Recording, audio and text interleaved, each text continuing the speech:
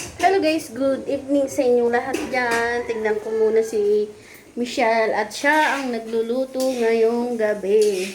Dahil marami kaming ulam. Ay, marami kaming kanin ngayon guys. Sabi ko, isangag. Kasi sayang naman, oh, 'di ba? Ang dami, oh. Tapos yung ulam pala namin ngayon guys, sana tinapa at saka pritong talong. Kaya lang yung tinapa luma na, tapos may tao. Alam niyo ba guys kung ano yung tao? Wow, ganda. Wala pang makeup yan. So yun nga guys, alam niyo ba guys kung ano yung tao? Yun nga yung sinabi ni Michelle. Eh sayang naman, kaya pinabalik ko na lang. Nakita niya nung niluluto niya, kasasalang niya dun sa biglang may lumabas na mga tao.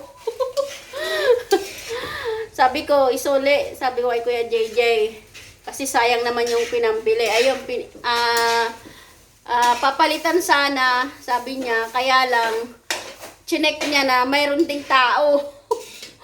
Kaya, ayun, hindi na lang siya namili. Sabi niya sa akin, ulam, ang idagdag na lang daw naming ulam.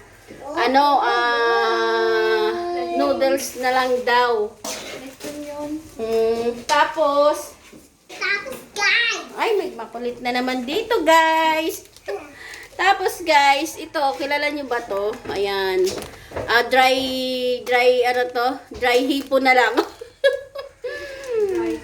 Masarap din naman to eh. Kaya kaya lang matyaga lang magluto. Kailangan yung apoy niya mahina lang.